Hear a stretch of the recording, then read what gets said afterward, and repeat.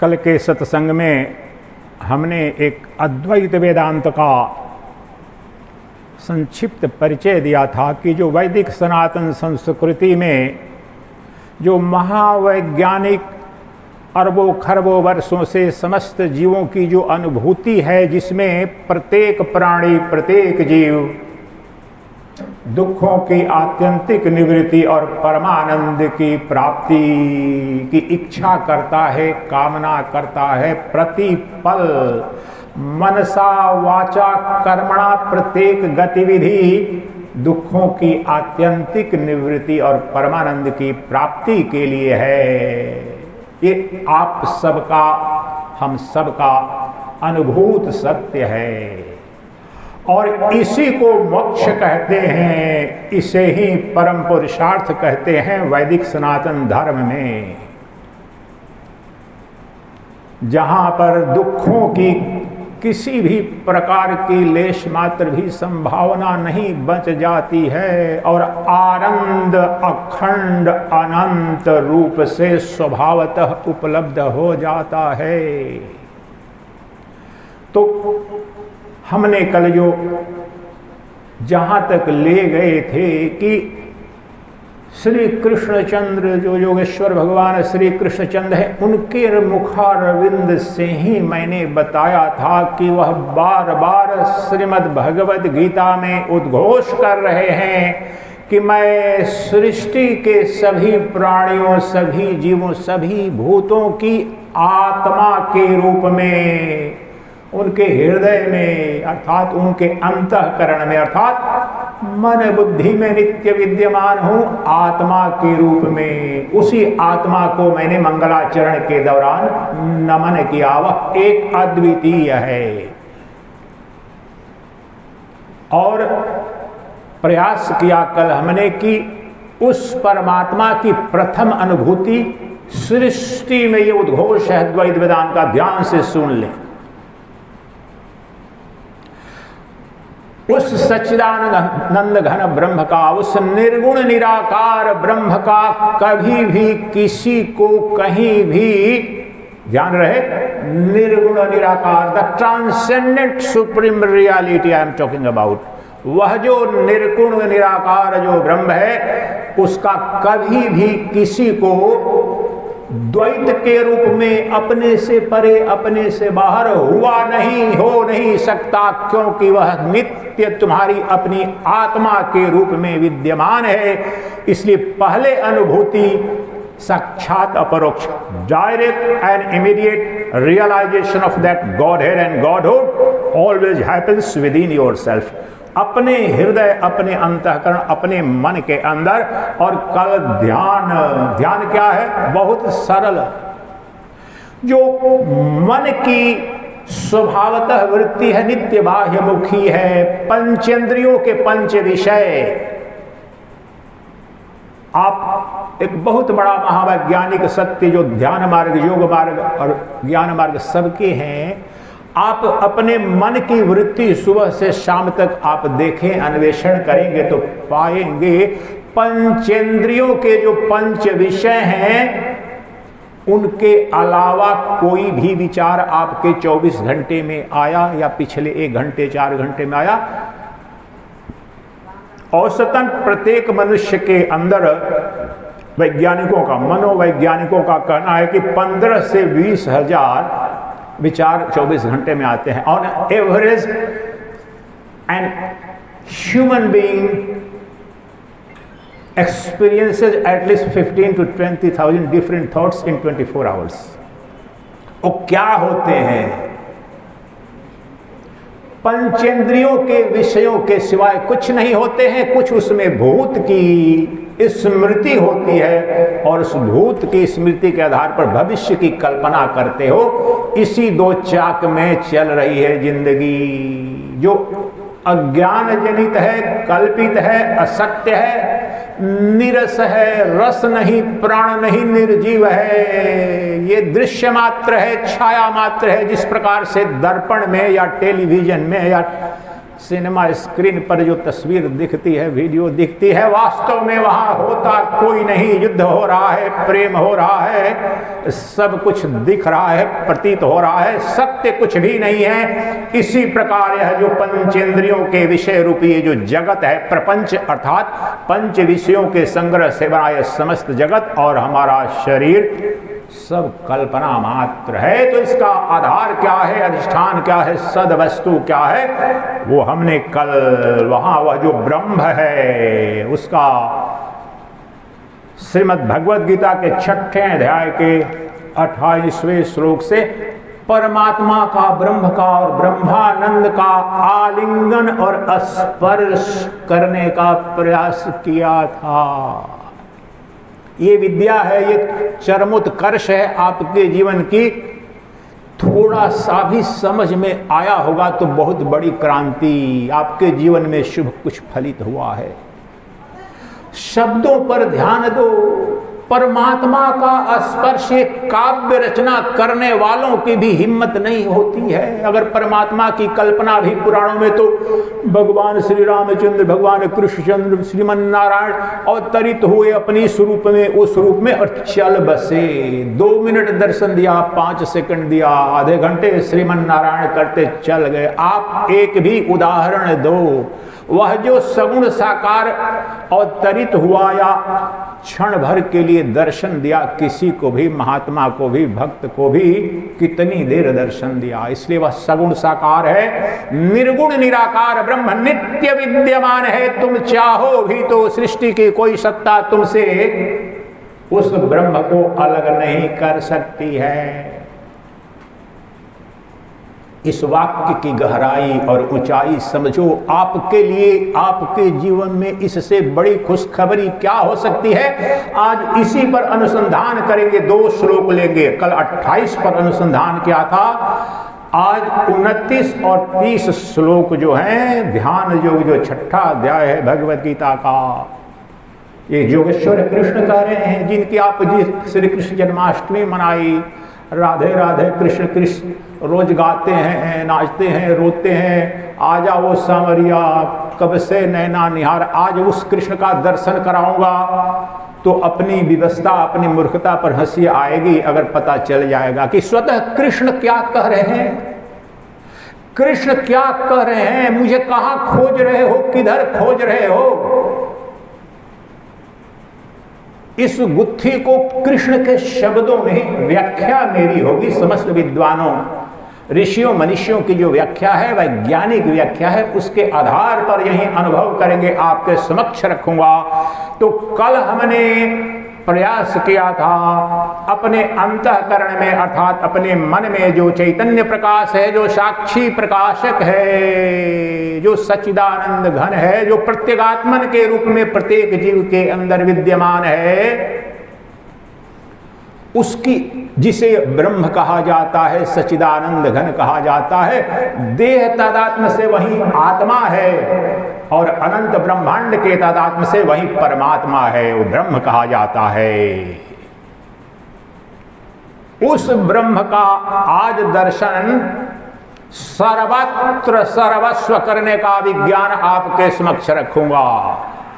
जो निर्गुण निराकार ब्रह्म है, जो सर्वव्यापी है, सर्वनियंता है, सर्वज्ञाता है और सर्वशक्तिमान जो ब्रह्म है और एक अद्वितीय तत्व है, उसका सर्वत्र सर्वदा सहज सुखपूर्वक कैसे अनुभव करें। एक अंश भी आपको संदेह करने की कोई गुंजाइश नहीं है। रिकॉर्डिंग हो रही है, अगर मैं असफल हो जाऊं तो मुझे रोक देना, बीच में सन्यासी का बस फेंक दूंगा। जो कृष्ण बता रहे हैं, जो शंकराचार्य बता रहे हैं, जो हजारों वर्षों से वेदों का उद्घोष है, जो उपनिषदों की ऋचाएं कह रही हैं, जिस ब्रह्म का दर्शन करा रही हैं, उस ब्रह्म का दर्शन तो करा दूंगा और आपको हो भी जाएगा। लेकिन आपने अपनी अज्ञानता, अपने भ्रम में किसी काल्पनिक कृष्ण, किसी काल्पनिक राम, किसी काल्पनिक शिव की कल्पना पाल रखी हो तो उसका इलाज मेरे पास नहीं है, किसी के पास नहीं है। क्योंकि अद्वैत वेदांत में बहुत ही स्पष्ट उद्घोष है कि किसी भी वाणी, एक शब्द बोल रहा हूं, एक वाक्य बोल रहा हूं, या कोई सत्य उद्घाटित कर रहा हूं, वो 3 पैमाने पर, 3 मानदंड पर अगर खरा उतरेगा तभी उसको स्वीकार्य है, अन्यथा उसकी 2 टके की भी कीमत नहीं है। वह क्या है? श्रुत्या युक्त्या अनुभूत्या। विश्व के किसी धर्म में या अध्यात्म दर्शन में यह साहस नहीं है कहने के कि इन तीनों मानदंडों पर मेरा परमात्मा या मेरा जो परम तत्व है तुम्हें दिख जाएगा तभी उसे स्वीकार करो। नहीं, क्रिश्चियनिटी में मान रखा है the God sitting ever in the kingdom of God. और बहुत सारे जो अपने भी संप्रदाय है, भक्ति संप्रदाय, विष्णु भगवान वैकुंठ लोक में है, कृष्ण भगवान गोलोक में है, ये सब अवधारणाएं सगुण साकार के लिए ठीक है और उनकी उपयोगिता है, परंतु जो निर्गुण निराकार ब्रह्म है, the transcendent reality alone appears as the immanent reality and the diversity of the universe। जो संपूर्ण नाम रूपात्मक जगत आपके अनुभूति में आ रहा है, देवता से लेकर दानव तक, ब्रह्मा से लेकर चिट्टी पर्यंत जो कुछ भी दिख रहा है सब उसी निर्गुण निराकार की सगुण साकार अभिव्यक्ति है। इसलिए कहा ब्रह्म सत्यम जगन मिथ्या जीवो ब्रह्मैव नापरः। सांख्य दर्शन में तो पुरुष और प्रकृति अर्थात ब्रह्म और माया 2 स्वतंत्र सत्ता है, परंतु मैं परमहंस सन्यासी जो अद्वैत वेदांत है, शांकर वेदांत है, उस दर्शन में और इस देश की सनातन संस्कृति की जो मूल परंपरा है उपनिषदों की, उसमें जो पुरुष है वो मूल तत्व है, प्रधान है, वही एकमात्र सत्य है। प्रकृति अर्थात माया, पुरुष अर्थात ब्रह्म। पुरुष कोई नारी पुरुष वाला पुरुष नहीं है। जहां भी शब्द प्रयोग में पुरुष का करूंगा उपनिषदों में पुरुष अर्थात आत्मा, पर ब्रह्म परमात्मा। और उसका विपरीत कौन है? पुरुष का विपरीत नारी नहीं है, वह माया है अर्थात कल्पना। उसे अधिष्ठान और अध्यास कहते हैं, पुरुष और प्रकृति कहते हैं, ब्रह्म और माया कहते हैं। तो ब्रह्म के सिवा कहीं भी कुछ भी नहीं है। एक जो ब्रह्म का मूल स्वरूप है, दूसरा उसका विकारी स्वरूप है, परिणामी स्वरूप है। जिस प्रकार से मिट्टी एक है, एक मिट्टी से ही नाम रूप आरोपित करो तो दिया बन जाता है मिट्टी का, ढक्कन बन जाएगा मिट्टी का, कुल्हड़ बन जाएगा, सकोरा बन जाता है और कलश बन जाता है। लेकिन तत्व क्या है? मिट्टी मिट्टी मिट्टी। उसी प्रकार से एक अद्वितीय जो सच्चिदानंद घन ब्रह्म है, वहीं ये अनंत ब्रह्मांड के रूप में अभिव्यक्त हो रहा है। उस निर्गुण निराकार ब्रह्म का ये सगुण साकार स्वरूप है, जो प्रतिदिन जिससे आप ईर्ष्या कर रहे हो या प्रेम कर रहे हो, ब्रह्म के सिवाय कहीं कोई नहीं है। जिससे घृणा कर रहे हो वह भी ब्रह्म है, और जिसके लिए आसक्त, जिसके पीछे भाग रहे हो वह भी ब्रह्म, जिससे पीछा छुड़ा कर भाग रहे हो वह भी ब्रह्म की ही छाया है, ब्रह्म के मूल रूप में नहीं। विकारी स्वरूप, अभिव्यक्त रूप, कल्पित स्वरूप है, आध्यासिक कहते हैं वेदांत दर्शन में, कल्पना मात्र है। तो आइए अब लेते हैं वे 2 श्लोक, और उन 2 श्लोकों के आधार पर क्या करेंगे?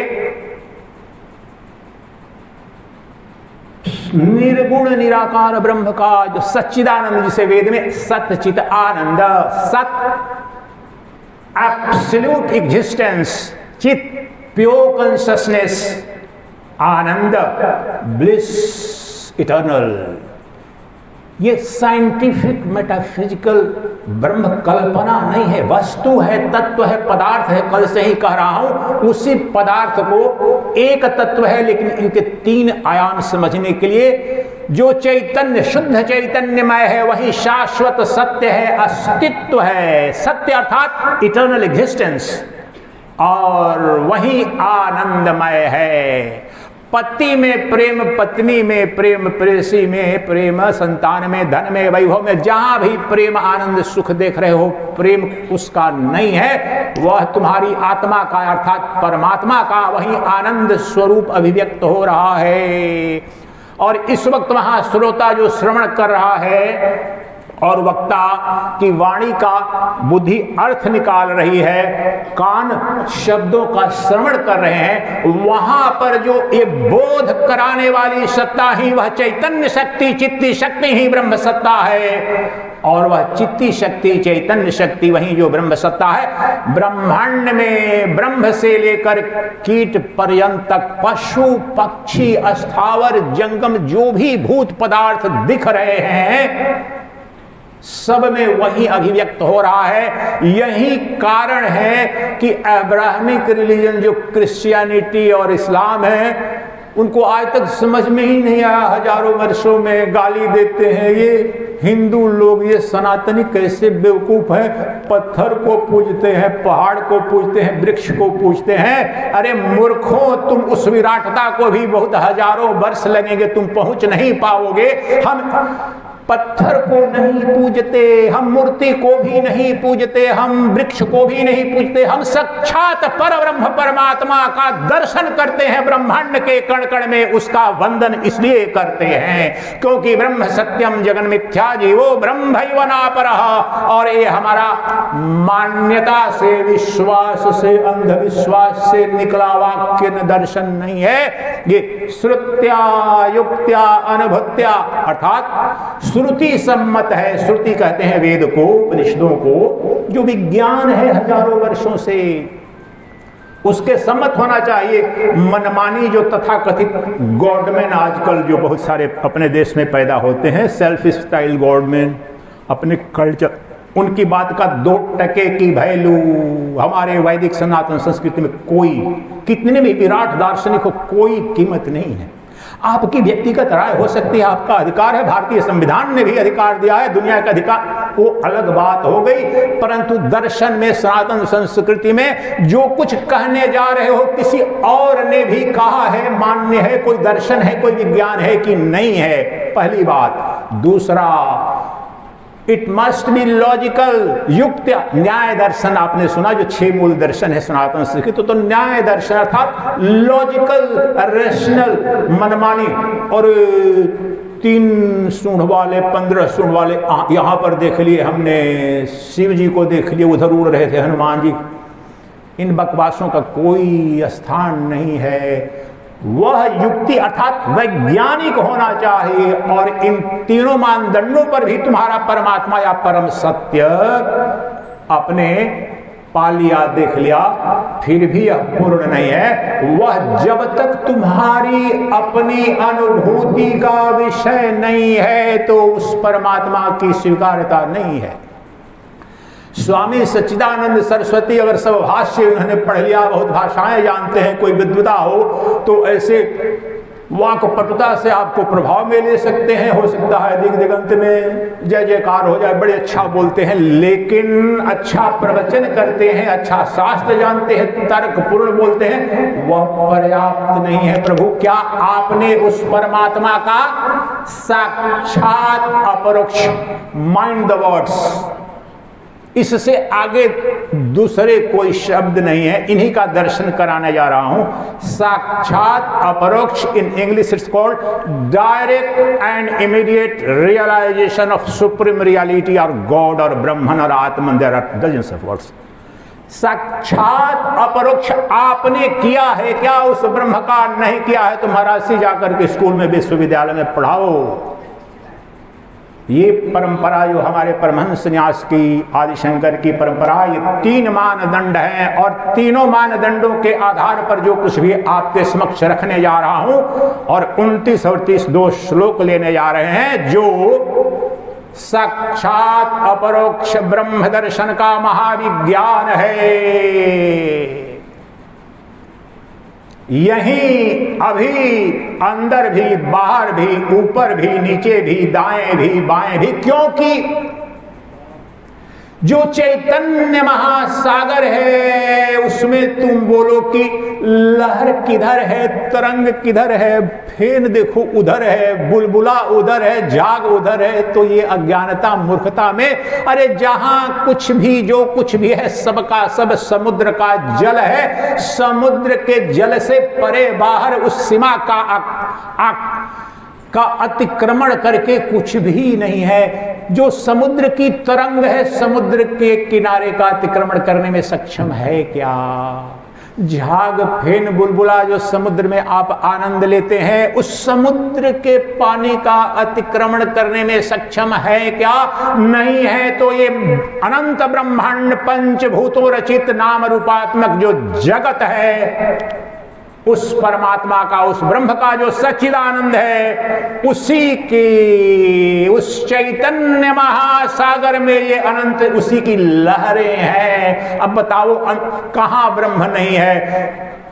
इस तरंग, उस तरंग, इस झाग, उस बुलबुले, तो यहां पर अमेरिका, रूस, जापान, नर नारी, पशु पिशाच, सतयुग, द्वापर, ये सब के सब मुझ एक चैतन्य महासागर में कल्पित है। मेरा अतिक्रमण करने में किसी की क्षमता नहीं, क्योंकि मैं एकमात्र सद्वस्तु हूं, मैं सच्चिदानंद घन तत्व हूं। I alone am eternal existence of the nature of pure consciousness and everlasting bliss.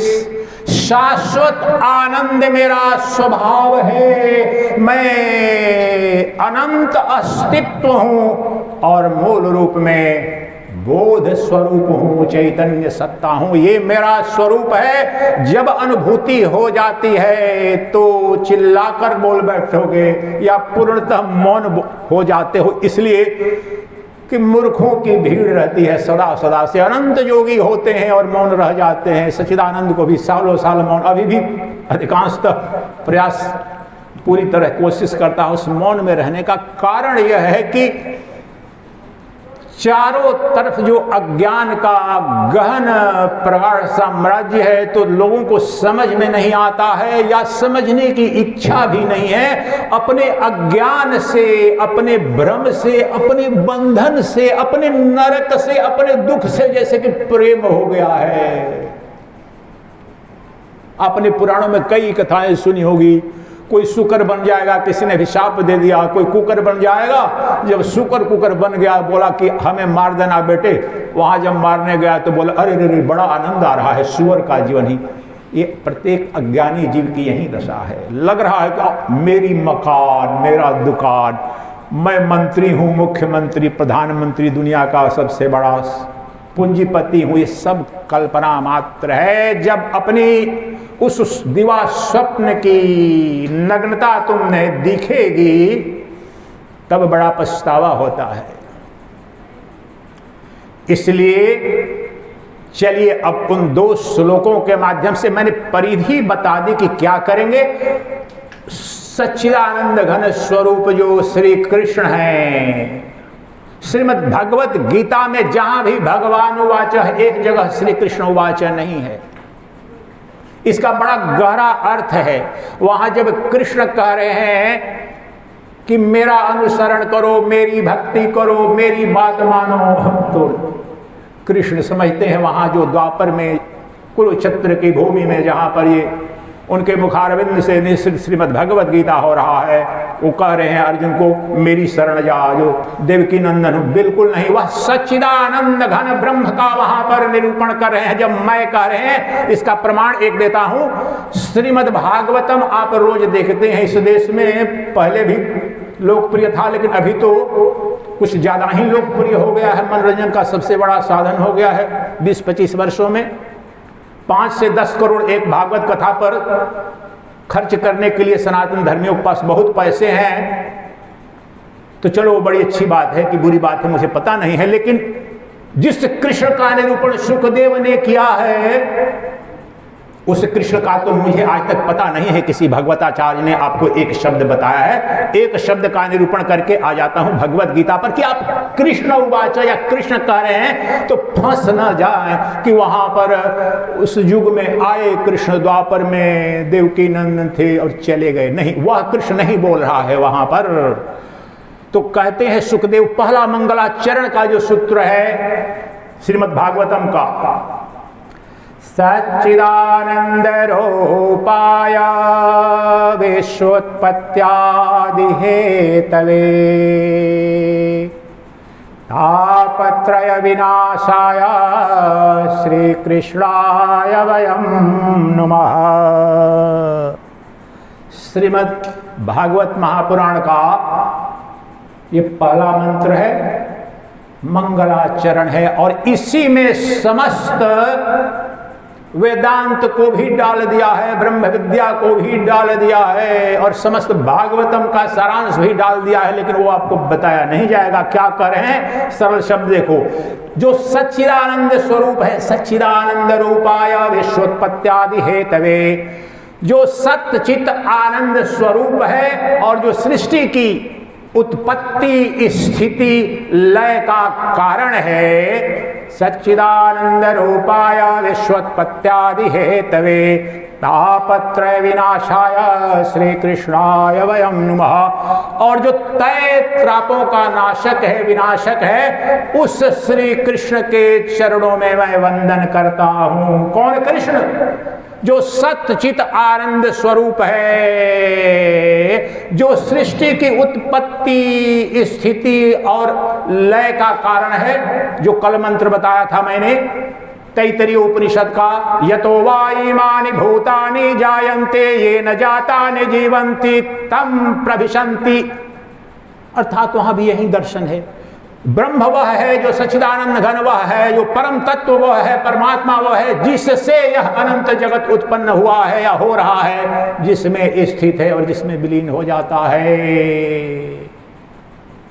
वह श्री कृष्ण है जो प्रणेता हैं, जो शिक्षक हैं, जो गुरु हैं श्रीमद् भगवद गीता के। तो वो कृष्ण केवल देवकी नंदन के रूप में, योगेश्वर कृष्ण के रूप में जहां पर भी गहन दर्शन दे रहे हैं, तो वो सच्चिदानंद घन जो निर्गुण निराकार है, ब्रह्म तत्व का निरूपण कर रहे हैं। इस बात को ध्यान में रखना पड़ेगा, नहीं तो जो दर्शन की ऊंचाई और गहराई है समझ ना पाओगे। तो आओ अब चलते हैं छठे अध्याय, श्रीमद् भगवद गीता के छठे अध्याय के 2 श्लोक लेते हैं, जिससे और जिसमें और जिसके द्वारा ब्रह्म का सदा सर्वदा साक्षात अपरोक्ष दर्शन करेंगे, कर सकते हैं, चाहेंगे तो। अगर माया से, अज्ञान से, बंधन से, मूढ़ता से, नरक से प्रेम होगा तब तो नहीं करेंगे, जो कि है अधिकांश को सदा सदा से है।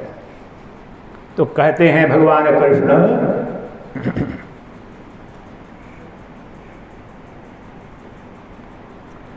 यो मां पश्यते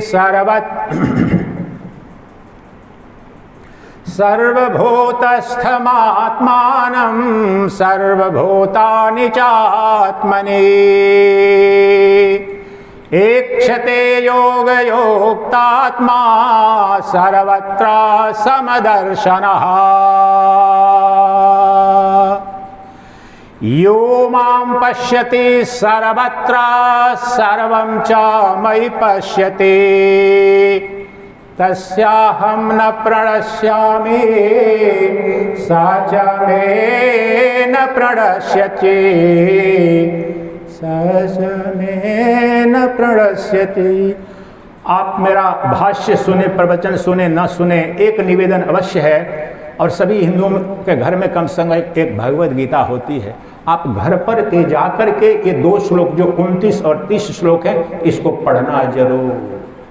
हो सके तो भाष्य पढ़ना, शंकराचार्य का या मधुसूदन सरस्वती का या श्रीधरी टीका, कोई भी जो भाष्य हो, गीता प्रेस वाले जो अर्थ उसमें समझ में नहीं आएगा, वो तो सीधा सरल शब्द है। और फिर मुझे बताना, मैं जो ये रिकॉर्ड हो रहा है मेरे यूट्यूब पर है कि कुछ मैंने गलत बोला या क्या बोला या क्यों नहीं समझ में आया, इसके सरल हिंदी भी समझो तो आपके रोंगटे खड़े हो जाएंगे जो कृष्ण कह रहे हैं। और आप रो रहे हो, भागवत कथा में रोते हैं, संवरिया कब दोगे दर्शन, मेरी अखियां निहार रही हैं। अरे मूर्ख, मैं तुझे सदा दर्शन दे रहा हूं, मेरे सिवाय तूने कभी भी किसी जो कुछ भी देखा है मुझे ही देखा है। अगर मुझसे अन्यत्र, मुझसे भिन्न, मुझसे कोई परे हो तब तो देखोगे किसी को। तू अज्ञान के कारण तुझे भ्रम हो रहा है कि तू मुझे नहीं देख रहा है। तो श्लोकों का पहले अर्थ समझे। सर्वभूतस्थमात्मानं सर्वभूतानि चात्मनि ऐक्षते योग युक्तात्मा सर्वत्र समदर्शनः। वह योगी जो कल तक बता चुका था, उसके आगे समझिए क्या हमने कराया था। समाधि में गए, चित्त की वृत्तियों का निरोध कर दिया और वहां पर जो शुद्ध चैतन्य हमारा जो अनुभोक्ता है, अभी यही जो साक्षी चैतन्य अयमात्मा ब्रह्म सर्वानुभव का जो ध्यान करा था, जो सबकी अनुभूति कर रहा है, जो जान रहा है, सुन रहा है, जो देखने वाला है, वह जो ब्रह्म है, तो वहां अनुभव किया। और अनुभव करना है, साधना करनी पड़ती है। वहां पर दिखा या अनुभूति प्रारंभ भी हुई, वह तो वहां पर हमारे हृदय में है, सीमित है, लेकिन उसका स्वरूप क्या है। उस योगी ने जब उसका वहां दर्शन किया, तब उस योगी को क्या होगा, यही बता रहे हैं कि वह योगी अब ब्रह्मांड के सभी भूतों में, अर्थात जितने शरीर हैं, जड़ चेतन स्थावर जंगम, सभी जीवों में, सभी भूतों में उनकी आत्मा के रूप में जो मुझे देखता है और सबको मुझ में देखता है। बहुत गहरा दर्शन है, लेकिन मेरा अपना नहीं है। ये आपके प्रिय बाल गोपाल भगवान श्री कृष्ण के वाचक, और इसमें संपूर्ण वेदांत है। ये विद्या है सर्वत्र कृष्ण के दर्शन की, ब्रह्म के दर्शन की। वो बता रहा हूं तो शब्दों पर ध्यान दे। वह योगी, वो योगी कोई और नहीं, आप हो। आपके लिए कह रहे हैं। जब आपने अपने चित्त की वृत्तियों का निरोध कर लिया और जान लिया कि वह जो सच्चिदानंद घन ब्रह्म है, मेरे हृदय में नित्य विद्यमान है, मेरी बुद्धि, मेरी इंद्रियों सबका प्रकाशक है, जो अनुभोक्ता है, बोधा है, ज्ञाता है, अगर जान लिया कि सभी जीवों के हृदय में कृष्ण ही उनकी आत्मा के रूप में विद्यमान है और सभी भूत प्राणी एक योगेश्वर कृष्ण में ही समाविष्ट हैं। दो बात, सब कृष्ण में और सब कृष्ण में और सब में कृष्ण, ये दो बात है। तो जिस योगी ने जान लिया कि सभी भूतों में परब्रह्म परमात्मा है, सच्चिदानंद घन ब्रह्म है और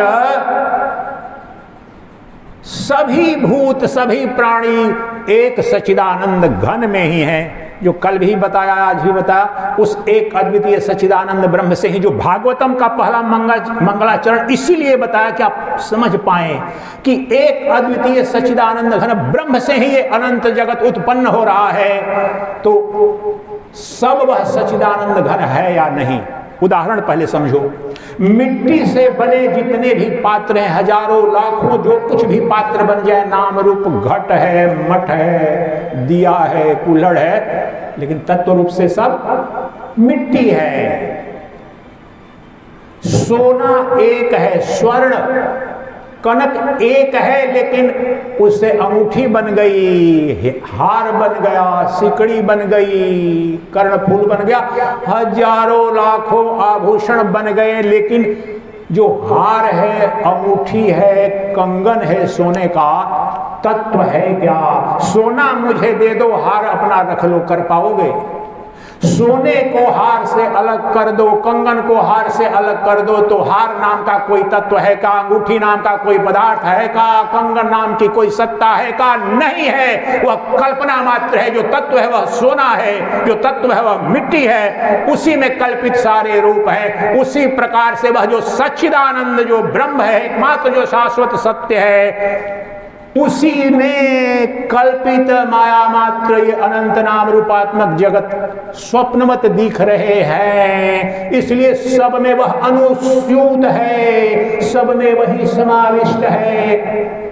क्या शकोरे में मिट्टी थोड़ी कम है, थोड़ी ज्यादा है? दिए में कम है कि ज्यादा है?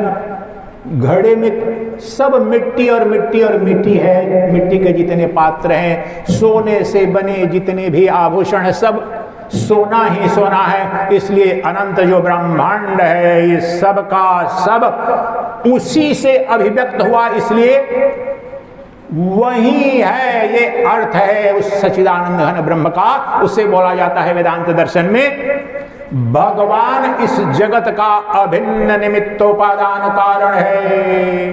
अब ये एक एक जो वाक्य बोल रहा हूं, साल लगते हैं, इस पर गहन शोध अनुसंधान करना पड़ता है बड़े श्रेष्ठ गुरुओं के साथ में। भगवान अर्थात कृष्ण या राम या शिव या सच्चिदानंद घन जो ब्रह्म है, वह अभिन्न निमित्तोपादान कारण है।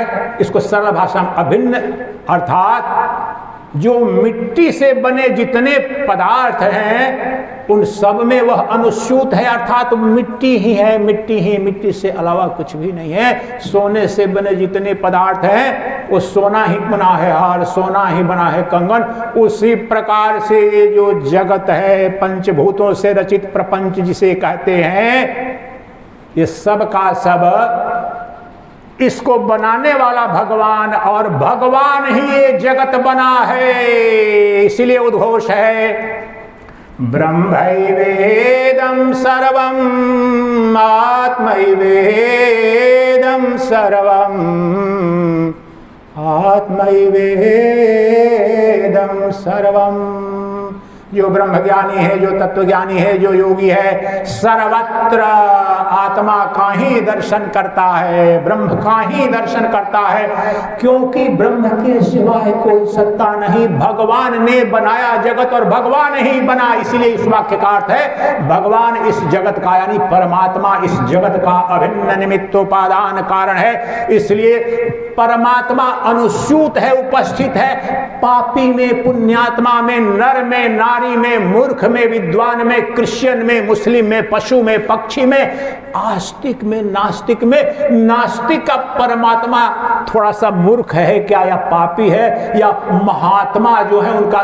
बिल्कुल नहीं। एक ही परमात्मा, एक अद्वितीय तत्व है। वह देह भेद से, सूक्ष्म शरीर कारण शरीर के भेद से, जिस प्रकार से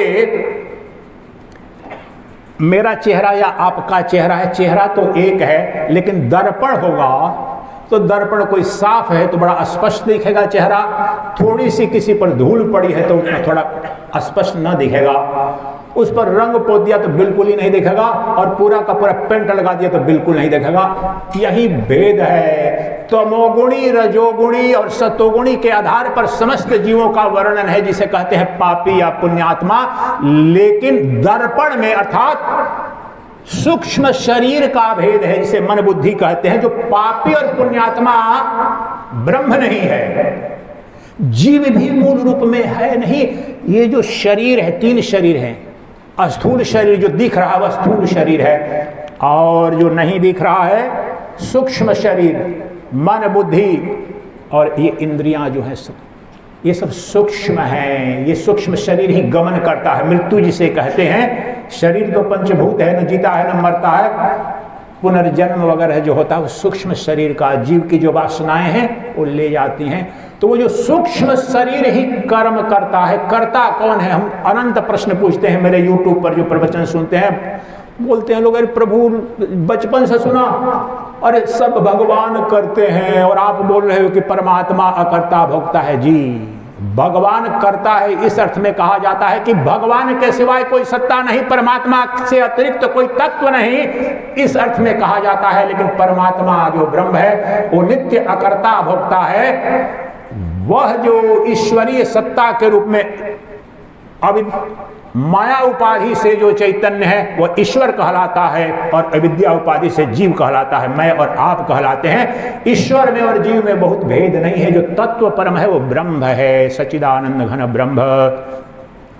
तो सच्चिदानंद घन ब्रह्म मुझ पापी जीव में, मान लो कि मैं पापी भी हूं, जो सच्चिदानंद घन ब्रह्म जो मेरे पापी के अंदर है वही महापुण्यात्मा के अंदर भी है। ये उपनिषदों का, भगवद गीता का, ब्रह्म सूत्र का, सभी पुराणों का सबका उद्घोष है। इसकी ऊंचाई और गहराई को समझिए। जो ब्रह्म है, जो सच्चिदानंद घन तत्व है, जो सद वस्तु है वह एक है। अरे तुम्हारा हार जो बनाने वाला स्वर्णकार है उसने हार सही नहीं बनाया तो सुंदर नहीं दिख रहा, तो सोने की कीमत नहीं घटी, और सुंदर बन गया तो सोने की कीमत नहीं, डिजाइनर के चलते 2-4 हजार 10-20 हजार थोड़ा घट बढ़ जाएगा, सोना तो वहीं रहा।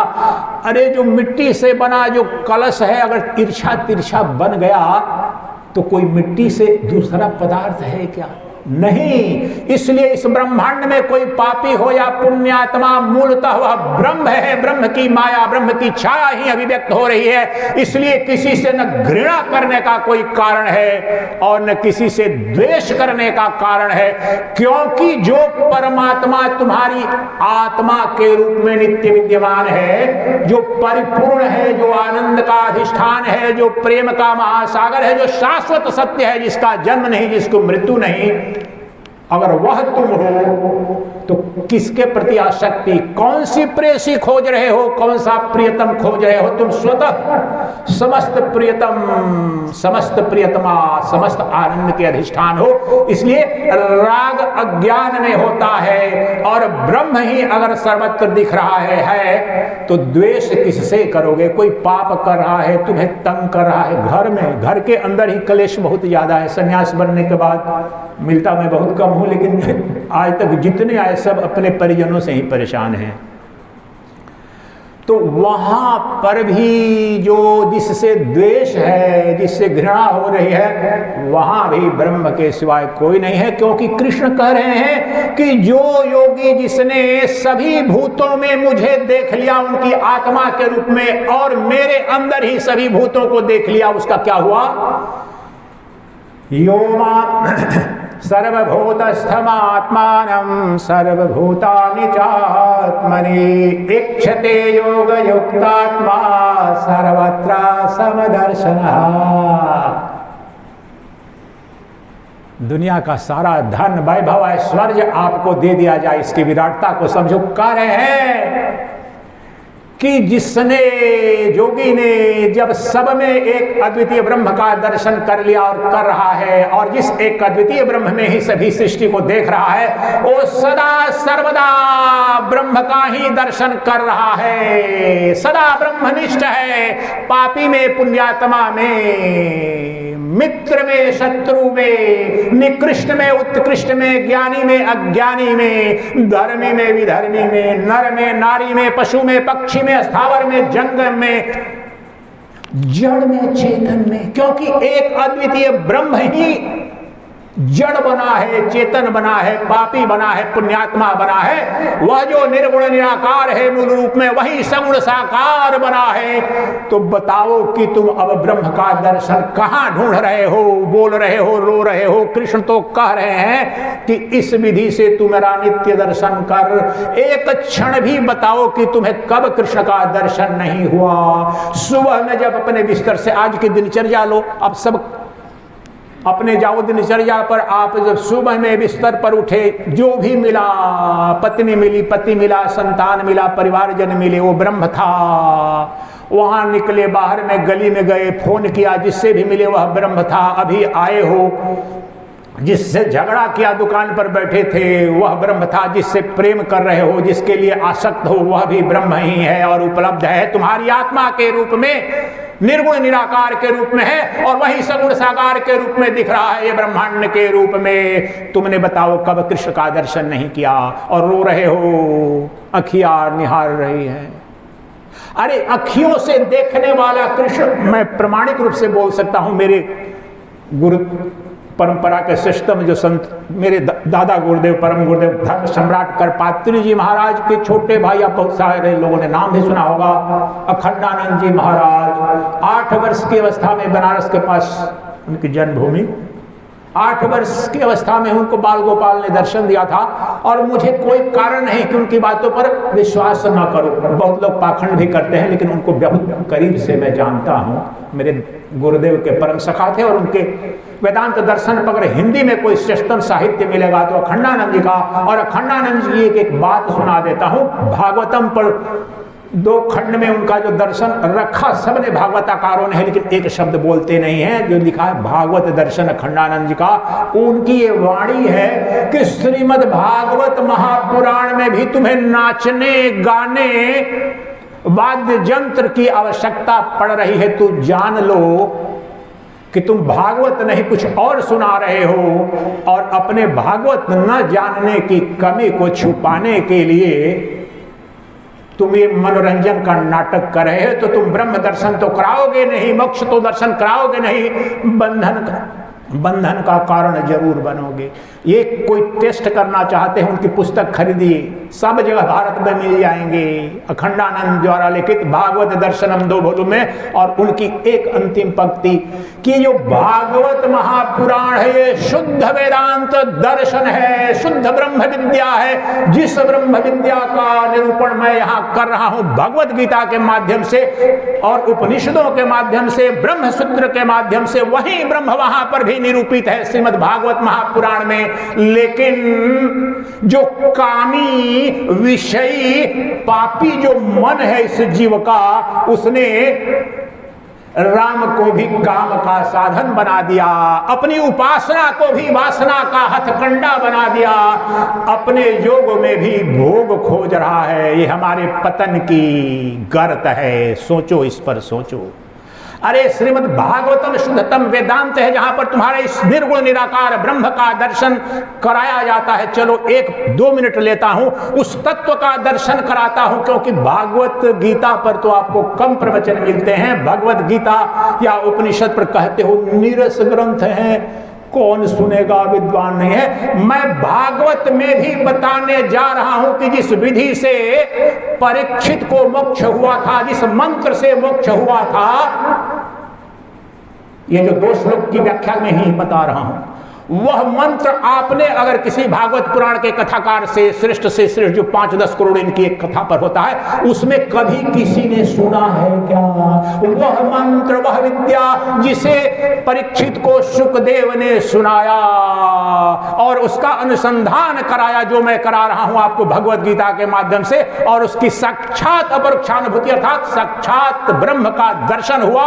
यहां भी, वहां भी, इधर भी, उधर भी, इसमें भी, उसमें भी, सर्वत्र जो ब्रह्म दर्शन जब होता है उसे ही मोक्ष कहते हैं, क्योंकि वह सच्चिदानंद घन का साक्षात अपरोक्ष दर्शन है। वह मंत्र यह है। इस बार वही मंत्र परम परिणति है। भगवत गीता में भी वही तत्व कह रहे हैं। तो अंत में सुनाते गए सब कथाएं जो भी जिस विधि से बताई, और परीक्षित को अंत में कहा, हे राजन अनुसंधान करो, अब अपने स्वरूप का निरूपण, तुम्हारे स्वरूप का परम सत्य का निरूपण कर रहा हूं, और वह मंत्र यह है। मंत्र है, जो तत्व है, जो ज्ञान है, जो परीक्षित को सुखदेव परमहंस ने दिया, जिस विद्या का आपके समक्ष मैं परमहंस सन्यासी हैं और मैंने उनका नाम लिया। शुरू में जो मंगलाचरण करता हूं, मैं प्रवचन करूं या न करूं, मैं शंकर परंपरा से हूं। वह जो मेरी गुरु परंपरा है, श्रीमन नारायण वशिष्ठ और से लेते लेते वेद व्यासों के पुत्र सुखदेव, मैंने नाम लिया था, और वही परमानंद शंकराचार्य जो आज तक जो परंपरा, वो मेरे गुरुदेव हैं, गुरु परंपरा के हैं प्रति हम कोई भी प्रवचन प्रारंभ नहीं कर सकते हैं। तो यही ब्रह्म विद्या आपको सुना रहा हूं जो सुखदेव ने सुनाई थी। ग्रंथ अलग है, शब्द अलग है, मंत्र अलग है, तत्व एक है। तो मंत्र ये कहा था अंत में। आप 2 मिनट के लिए सब सावधान होकर के बैठ जाइए, 2 मिनट की अनुभूति भी कीजिए अभी यही परिस्थिति जो बनी है। तो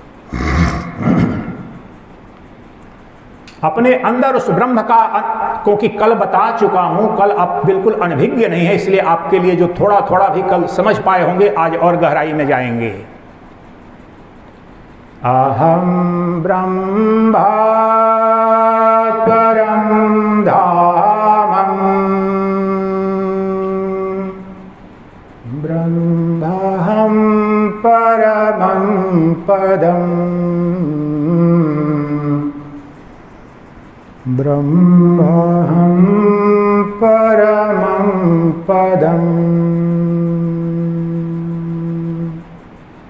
अहं ब्रह्मा परं धामं ब्रह्महं परमं पदम्। आप भूल जाइए कि आप लुधियाना में और पंजाब में, आप चले जाइए, आप अपने प्रत्येक अपने आप को आप मानिए कि आप परीक्षित हैं। 7 दिन का तो तात्विक अर्थ कई जगह बताते हैं कि वास्तव में हफ्ते में 7 दिन है, किसी न किसी दिन तो मरना ही है। तो उनके लिए तो 7 दिन की गारंटी थी कि 7 दिन तक नहीं मरेंगे। आप में से किसी की या मेरी कोई इस शरीर की गारंटी है अगले क्षण नहीं ये छूट जाएगा।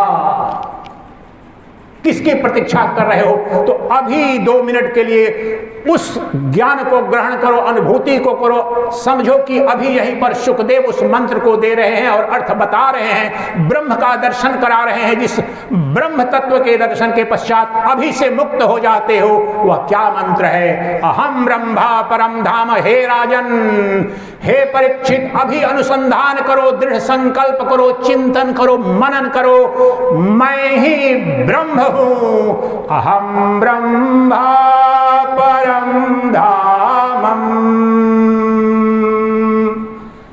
ब्रह्महं परमं पदम्।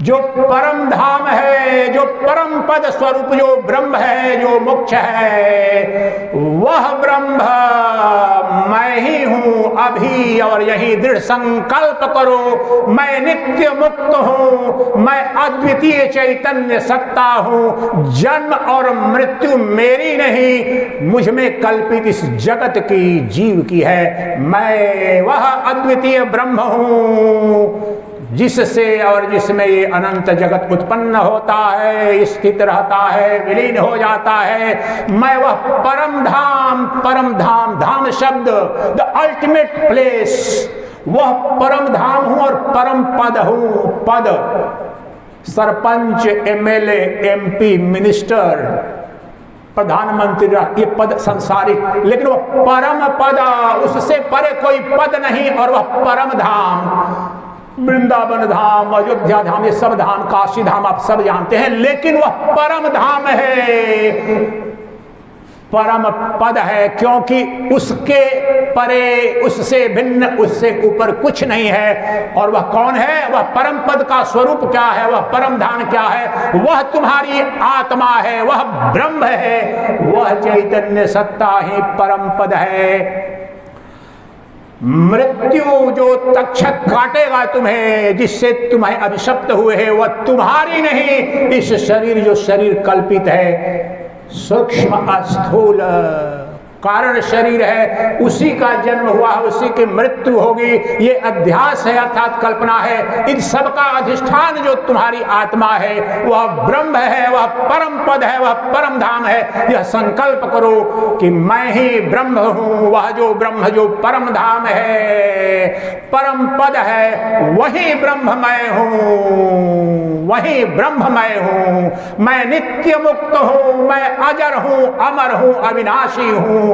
मैं कालों का महाकाल हूं, मैं देवों का महादेव हूं, मैं मृत्यु की भी मृत्यु हूं। मृत्यु मेरी गोद में खेलती है, ये लीला है मेरी। मैं चैतन्य अनंत महासागर हूं। उस चैतन्य महासागर में अनंत तरंगे उठती हैं, अटखेलियां करती हैं, मर जाती हैं, परंतु समुद्र का, मुझ चैतन्य महासागर का क्या बना, क्या बिगड़ा? वह सच्चिदानंद घन ब्रह्म मैं हूं, वही परम पद, वही परम धाम स्वरूप ब्रह्म मैं हूं, वही मैं हूं। 2 मिनट इसी वक्त इस पर ध्यान कीजिए, फिर अगले सूत्र का जो भगवद गीता का है, क्योंकि ये अवस्था नहीं बनेगी। 2 मिनट के लिए अपने अंदर जो चैतन्य तत्व है, अपनी आत्मा पर, और कुछ नहीं, हुआ जो मैं जो शुद्धमय है, जो देखने वाला, जानने वाला, अभी जो सुन रहा है वहां पर कान नहीं सुन रहा है, मन नहीं सुन रहा है, ये उपकरण है। जिस प्रकार से बिजली वहां पर बल्ब और ट्यूबलाइट के माध्यम से अभिव्यक्त होती है, ट्यूबलाइट प्रकाश नहीं देता है, वो उपकरण है। इसलिए शरीर कान सुन रही है, वह तुम्हारी आत्मा, वही तुम आत्मा हो, उसका जन्म नहीं, उसकी मृत्यु नहीं। अभी 2 मिनट के लिए मौन होकर के उसकी अनुभूति करो, फिर अगला श्लोक लेंगे।